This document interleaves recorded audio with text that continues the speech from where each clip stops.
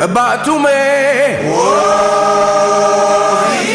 name is Abel Bela Samari. The future of Cameroon is very bright, and that brightness can only be attained when we live as united people in a loving environment. I am Fringwe Crispin. Unity is strength. When there is teamwork and collaboration, wonderful things can be achieved. My name is Kabiru Yusufa. Cameroon is the most blessed country on earth with over 250 ethnic groups. We must preserve our cultural diversity. We must preserve peace. We must preserve social cohesion.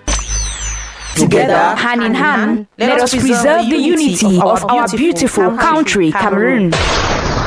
This is a message from Royal FM, the listeners' radio. Il est 14h. Hein? Donc ce n'était pas les divers? Bah. Les frais de retrait vrai. Rends-toi sur Max-E. Subscribe to Masuk for a strong and prosperous economy. The 2PM Newscast with Mapala Zita.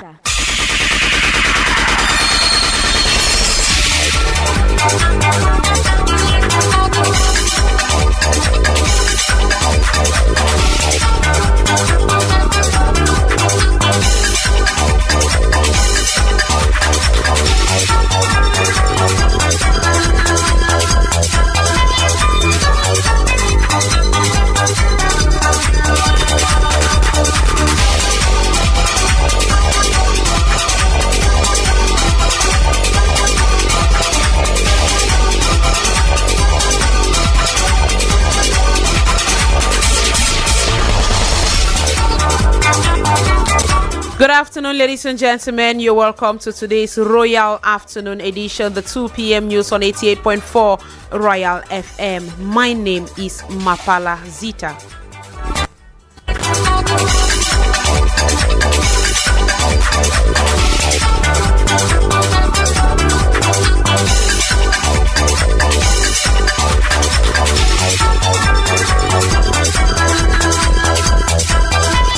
A Cameroonian coffin seller has in a video called on sick people to die for his business to flourish. It's a little bit shocking because many people are scared of dying. I myself, as I'm talking like this, I'm scared of dying. I think that selling coffin is an important business because we are living this life like this and we're still going to end up dying. Out of Cameroon, Malawi's President Lazarus Chakwera has conceded defeat and congratulated his rival Peter Mutharika for his unsurmountable victory in last week's election. And in sports, French cyclist Safiane Seili has been arrested for crossing borders. Ladies and gentlemen, those were the headlines. 2025 presidential election, a special page in the news. And with our special page is Evans Williams Njobati, who has joined me in the studio. Good afternoon, Evans. Good afternoon, Mapala Zita.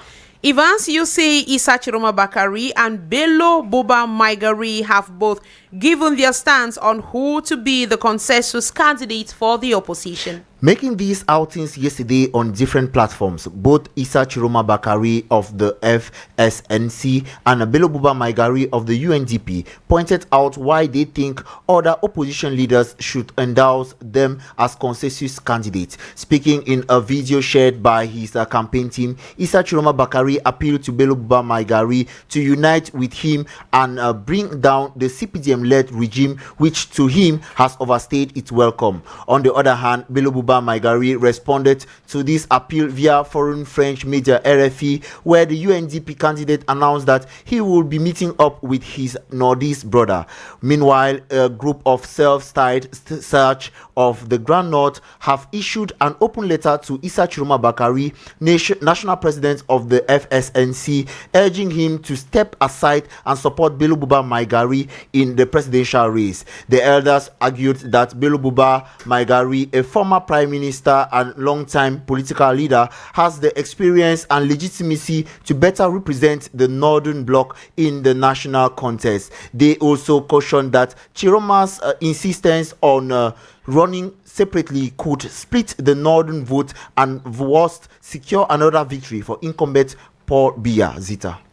And as the 2025 presidential campaign process will be launched this Saturday, September the 27th, political parties have been bracing up for the said process events. With just 4 days left before the set big event, political parties have been intensifying their efforts to connect with voters. As such, our reporter Ngang Nadesh caught up with some political actors who candidates were confirmed for the race and assessed their state of readiness in this report.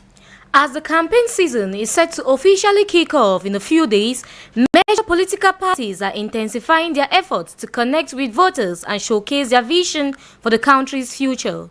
Having laid the groundwork 7 years ago, the PCRN of Cabral Libril is now fine-tuning its strategy, engaging in consultation meetings with NGOs, religious groups and cultural organizations, as Kwajika Blaise explains. PCRN, we have been preparing since 2019.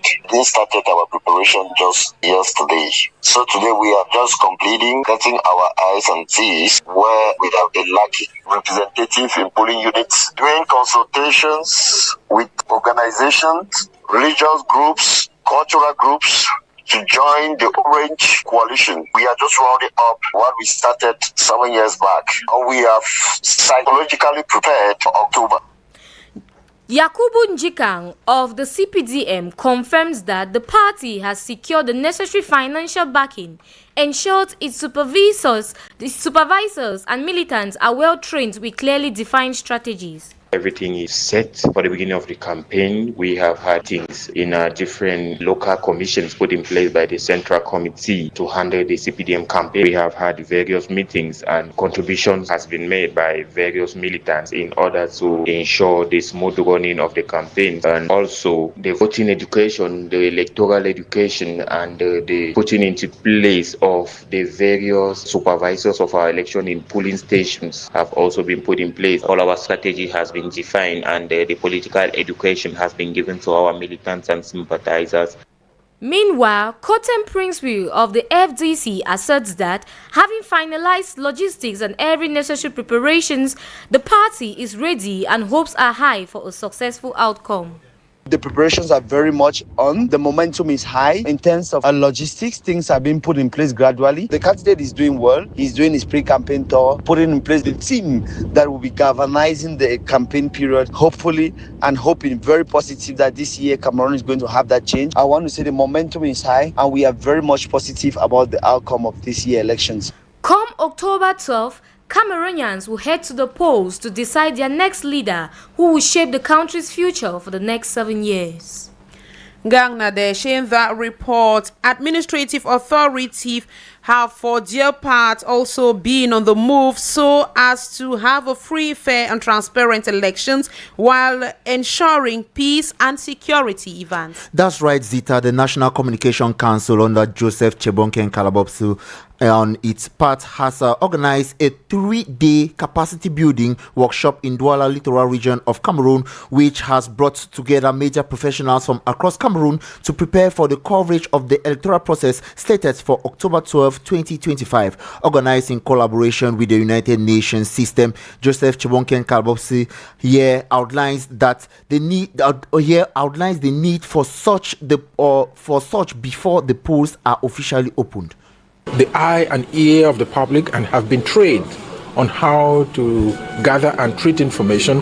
That's why the Council has joined the United Nations system in trying to build your capacity through these several workshops that the UN systems has been organizing to be able to equip the journalists and give them the necessary wherewithal so that they can effectively provide adequate and credible information to the Cameroonian public.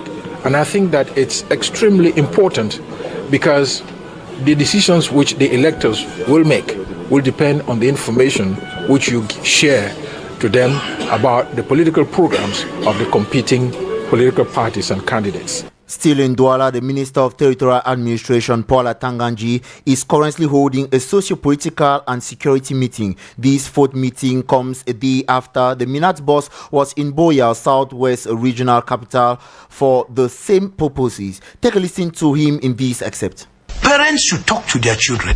All these children in the bushes don't come from Jupiter, Mercury, or Neptune. We know where they are. If each parent, if you go and tell the administrative authority that I've not seen my son for 1 year, so if you catch him in the bush, I'm not part of it. Now the children will know that we don't have the backings of our parents, they will come out. For the young men who are still in bushes, trying to perpetrate acts of terrorism, I want to tell them again, break time is over. President Paul Biya has given all of them the biggest concession that the father of the nation can give to any person. They should put down their weapons and go to the DTR centers. We should be thankful to President Paul Biya, who despite all these atrocities, has still given them a way out. If you are afraid to meet the forces of law and order or the administrative authorities, you can meet traditional rulers, you can meet the priests, the pastors, and others who will take you to the DDR centers. You have to relinquish your weapons.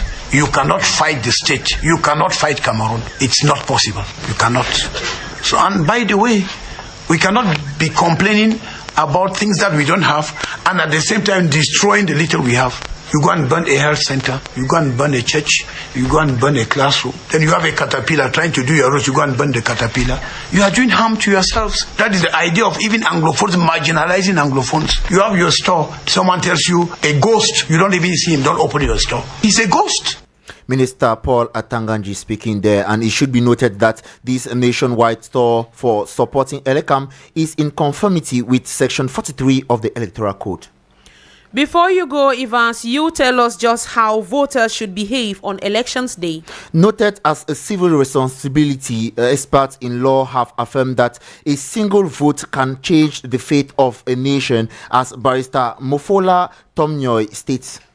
Voters have as responsibility to register. Secondly, to ensure that the information that they furnish to the election authorities conform. And three, to vote on an election day in a peaceful manner which falls within the spirit of the voter education is very important for citizens, because it is through this educational process that they are not only aware of their rights, but they also were aware of the stakes involved in the whole process. It is true that most of them are naive. It's only by this means of education or other means of education, like filter media, that they can easily be educated on what voting itself entails. The first danger of neglecting your responsibility to vote is if you cannot vote when you don't register. That's the first responsibility. You have to register as a citizen. At the same time, you can register, and if you do not ensure that the information you furnish to authorities concerned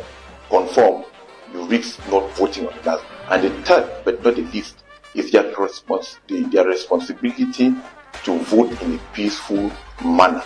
If you do not do that, you end up not having the kind of leaders you want, because it will amount to maybe electoral disputes, and before you know it, because of technical reasons, the candidate that you don't want to win will win. Added to this, the legal mind stresses on the need for voters to cast their vote on voting day.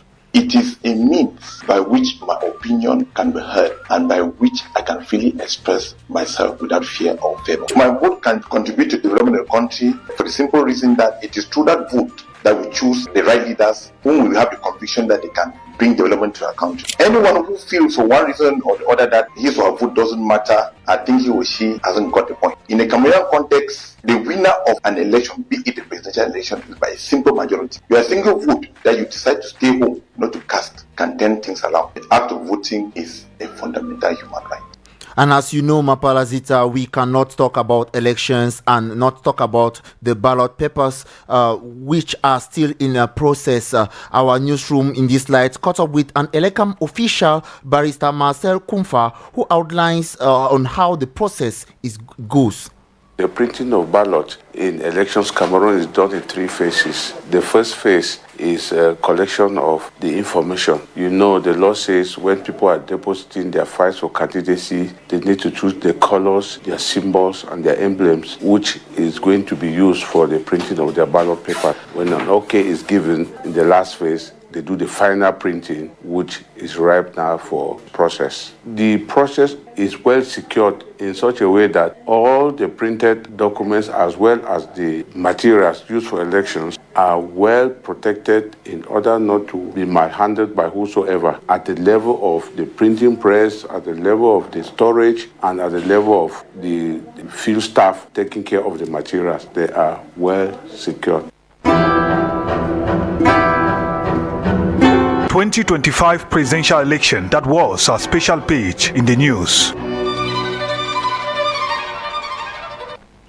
And still to come in this newscast, ladies and gentlemen, we talk with the women folk just how often they exercise to keep fit. I don't have a particular time that I do it, but if I just feel like I have to do it, I will just do it. I will not say I love carrying out physical activities, but it's a necessity, so yes, I do.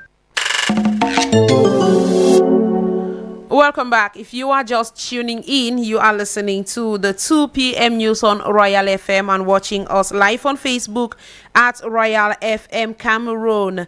We talk economy this time around. Small and medium-sized enterprises represent over 80% of Cameroon's industrial fabric, but remain underfunded as opposed to large enterprises, a situation that raises concern and calls for appropriate measures.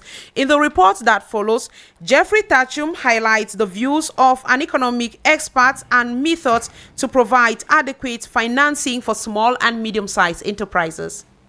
Despite their omnipresence in our economic environment, small and medium enterprises are still marginalized when it comes to financing. And for Sarah Fernberger, research analyst at the Cameroon Economic Policy, several reasons account for this. There is no transparency in the method used to finance those enterprises, those small and medium enterprises. More to that, corruption is still dominant in the country. Few of those enterprises may be financed just to fulfill the documents. The disorganization of many of those enterprises with less assurance and document to facilitate finance system is another problem. As a matter of fact, there is a tendency of sponsoring larger enterprises who have better access to capital and meet all the requirements related to administrative and legal documents. Sarah Fernberger wants more. The engine of the global economy, essential for innovation and diversity and so on, it seems to be very difficult to finance small and medium enterprises rather than large enterprises. This is why we prefer to finance large enterprises because they are having complete documents and their method used to accept fund is very different and very easy.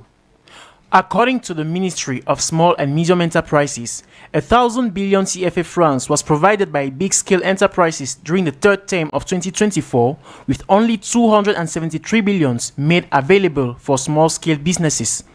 A statistics that appears to be paradoxical given the impact of these SMEs on Cameroon's economy. And on to this feature story, engaging in regular physical exercise is a crucial aspect of maintaining overall health and fitness. For women in particular, sporting activities play an important role in enhancing physical and mental well-being, including productivity. But do women actually incorporate physical activities into their daily routine? Glory Ngange put this question to some of them and compiled their responses in the following report. Working out regularly makes a person active, which is an important part of achieving and maintaining optimal physical and mental well-being. Even though most women do not fancy physical exercises, they feel obliged to do so for the sake of its benefits. I do create time to do physical activities like sports, though I don't do it regularly, like I don't have a particular time that I do it, but if I just feel like I have to do it, I will just do it. I will not say I love carrying out physical activities, but it's a necessity, so yes, I do. Brenda, Manju, and Linda Saju highlight some of the sporting activities that they carry out on a daily basis for fitness. I go to the gym and I stay active throughout the day, so sometimes I go for walks. I make sure to stay active in simple ways like walking, doing light chores, and even dancing when I can. It keeps my body strong and refreshed. Apart from physical well-being, sport participation nourishes a woman's mind and soul, lowering rates of depression and anxiety. Brenda and Linda once again. For mental health, I read books. I stay away from anything that drains my energy, no matter how small. For my mind and heart, I spend time talking with loved ones, sharing laughter, and resting when I feel overwhelmed. I also pray, listen to music, and find joy in little things around me. In recent times, more women are developing interest in sports and fitness activities as a natural way of maintaining and enhancing their entire being. However, obstacles like traditional norms and family responsibilities often hinder some women from involving in sporting exercises. Research has revealed that physical activities improve productivity in women, reduce risk of bone fragility and heart diseases. Glory Ngange in that report. And on to one of our lead stories. There is this video circulating on social media which features a man who is selling coffins and wreaths and also renting out vehicles for funeral programs. In this video, the individual uses an approach to advertise his products, suggesting that for him to make sales, people need to die, which raises emotional concerns over. And our journalism interns, Christine Yomba and Naomi Abongwa, interviewed some Cameroonians on what they think about this particular publicity. They collected their different views and compiled them in this Vox Pop. I think that selling coffin is an important business because we are living this life like this and we are still going to end up dying and we have to be buried. But that does not give him the right to say that he wants people to die because he cannot be wishing bad for people. It's a little bit shocking because many people are scared of dying. I myself, as I'm talking like this, I'm scared of dying. But he's just making the promotion of his coffins and telling people that if they are looking for someone when maybe their relative die or someone else to help them in anything and so on and so forth. He's just advertising his trade, but in a funny way though, because it's quite crazy. Well, but as I said, there's no bad publicity. He's just trying to create awareness of the fact that he does in that line of business. How many may I take it badly? There are some people that actually will need coffins. Normally people die every day. People always die. Selling coffin is not an ideal business because when you are doing that, forcefully you want people to die so that you'll be able to sell your coffin. So I think if you're a carpenter, obviously you know how to make coffin. It should not be your job like doing just coffin. You can be doing something else. In the meantime, sociologists say it is legal and normal to advertise funeral services or a funeral home, for it is a business like any other, while on a religious point of view, such adverts may trigger emotions. Fringwe Crispin spoke with a sociologist and a pastor and now reports. The sociologist Ngwenye Victorine attests it is normal that funeral homes be advertised, for it is what permits the owners to financially handle their families. It is from there that he makes a living. It is from there that he is able to pay his rents. It is from there that he is able to send his children to school and regulate other family matters. And above all, he gives people that satisfaction of actually putting their people in nice coffins to bury. So if he wasn't there, it would have been very difficult for us. Not everybody is a carpenter to be able to make a coffin. According to Pastor Tita David of the Full Gospel Mission, coffin business looks normal to many because they have still not been able to accept death. That's why you go to many programs, people preach, give caption, that burial will not hold, praying against untimely death, and all of those kind of things go on. So man has never accepted. So for somebody doing such a business to do a publicity of it is like normal for any other business to do publicity, but this one has an emotional aspect because when people die, members of their family feel the pain of the departed. So doing such a publicity may somehow provoke that emotional wound. However, the man of God reveals that beyond the physical, such adverts may create an atmosphere of dirt. To me, such a person with such a business ought not to make a publicity, because death is not something that people like. Death is not something that we should wish for a fellow person. Even the Bible says, God with long life, that's what the Bible says in Psalm 91, with long life I will satisfy you. So people wish to live longer on earth. People will create an atmosphere of death and can provoke more death, physical or spiritual. The business of making and selling coffins is thousands of years old, with roots in ancient civilization like Egypt and Mesopotamia. Out of Cameroon, Malawi's President Lazarus Chakwera has today conceded defeat, acknowledging rival Peter Mutharika's insurmountable lead in last week's election and vowing a peaceful transfer of power after a vote dominated by the country's deep economic wars. In an address to the nation, the former pastor who took power in 2020 when he defeated the then President Mutharika said he had already called Professor Mutharika to wish him well. Malawi's Elections Authority is due to announce the final results of the September 16 elections in the next couple of hours. Typhoon Ragasa, which has been described as the strongest in years, has today whipped waves onto Hong Kong promenades and turned seas rough in the southern Chinese coast after leaving deadly destructions in Taiwan and the Philippines. 17 people died in Taiwan after floods submerged roads and carried away vehicles in one county, while 10 people were reported dead in the northern Philippines. In the meantime, in China, close to 2 million people have been relocated across the Guangdong province. We talk sports just after this break.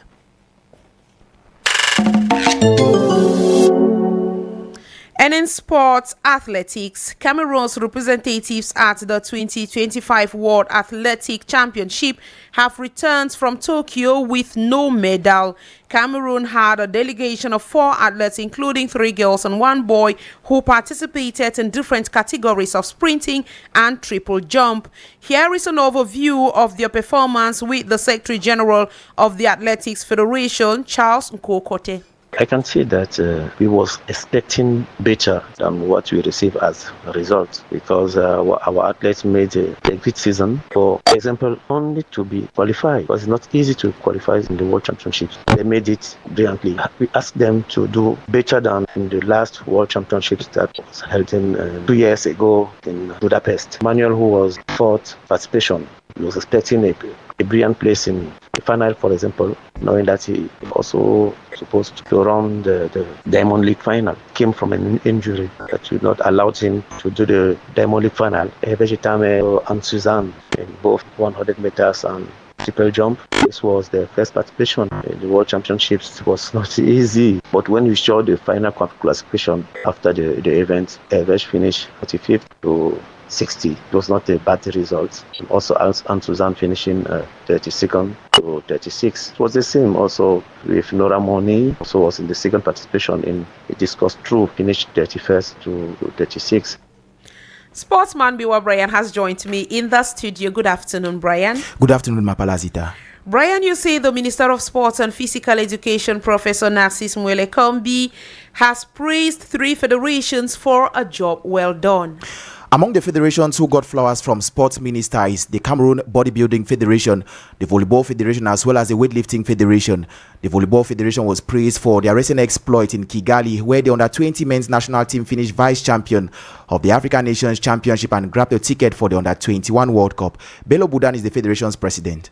For athletes, a bonuses to be received by the Ministry of Sport, and to have a message from the head of state to continue to make proud our country, to continue to fight, to continue to be the best in sport. As the minister said in his allocation, we have to make a good management inside this national team and a good preparation to have a good performance during that World Champion Under-21 Championship in 2026. And also for our senior national team, we have a Continental Championship next year. We have to prepare well to win that competition.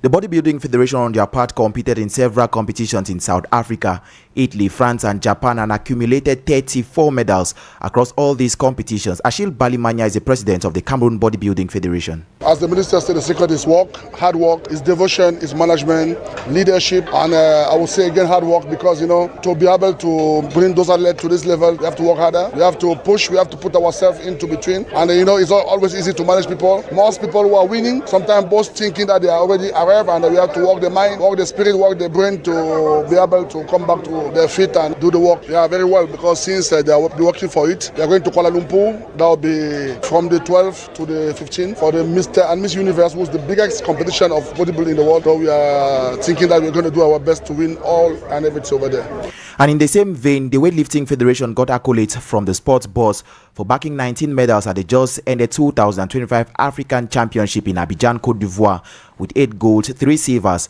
and 8 bronze medals. Bukar Tikiri is the president of the Weightlifting Federation. We are very happy that this ceremony is very important for us, because the Minister of Sports and Physical Education give us this opportunity to be present at this ceremony. This is the wish for all the sport to be received by the highest authority of sport, and we want to thank him very much, and we will do our best to continue to work, because he gave us some items that we have to achieve, and we will achieve grace of God. For it was very difficult sometimes to travel. They have increased the number of the coaches and the number of staff travel when we have an international competition. We have to many things, for example, the equipment. We need the equipment, the halterophilia. Weightlifting is very difficult. I need more equipment, and it will be very difficult, but I think the minister will do his best to give us this equipment, and we will provide more athletes.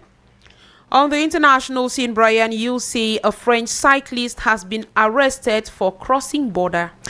The 44-year-old French ultra-distance cyclist Sofiane has been detained in Russia for allegedly crossing the border between China and Russia while attempting to break the Eurasia cycling record.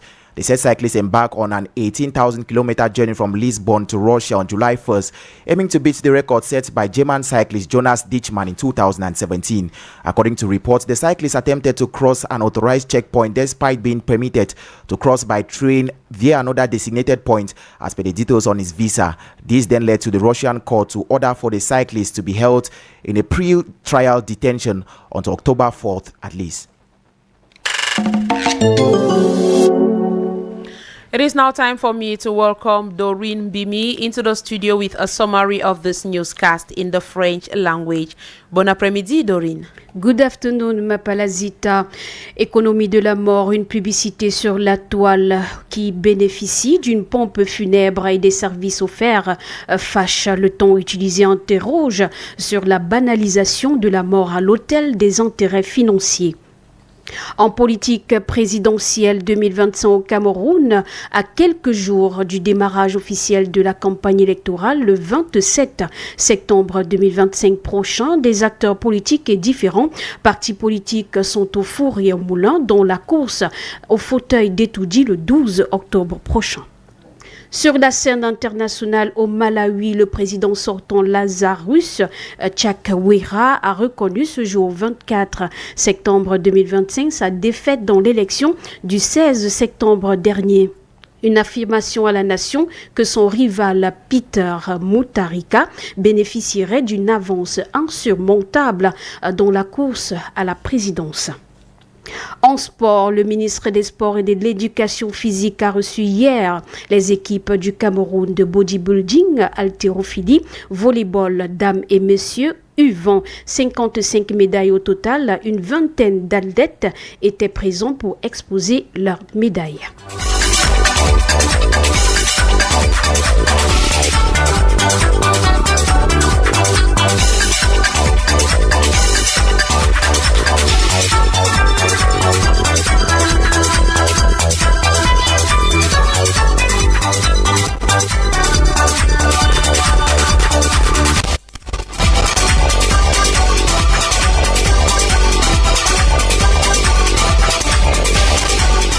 Ladies and gentlemen, that was the package we compiled for you for today's Royal Afternoon edition. The 2 p.m. news received technical assistance from Romuald Ekume. Brian Bida took care of the cameras for our Facebook Live production assistant, Biwa Brian. Script editing and editorial coaching Abel Bela Samari, Central Coordination Roger Kiek, our station manager, and General Supervision by the Reverend Pastor Bisai Emmanuel Noel. For news editing and presentation, my name is Mapalazita. Thank you all for your kind attention, and do have a pleasant afternoon in the company of programs over Royal FM. More news comes up at 6 p.m. But before then, Sports Hour is up next. Biwa Brian, welcome back. Bon après-midi, Mapalazita. Oh wow, that was interesting. Bon après-midi, Biwa Brian. Et pour Sports Hour, on aura quoi au menu? No, let me talk in English. So, Ballon d'Or 2025. Ballon d'Or 2025. Ousmane Dembele is a winner. So we are going to be looking at our analysts. We'll see the right person for the Ballon d'Or. We currently had 2 Africans who were ranked among the top 10. It's going to be our interest in today's Ballon d'Or. And plus Zita, we have an extra package. You know, since 2022, no Cameroonian club has crossed the border between the qualifying stage and the CAF Champions League itself, which is the most prestigious club football competition in Africa. This year we have Cologne Sportif. We believe they are the big money spenders, but then do they stand a chance to qualify for the CAF Champions League?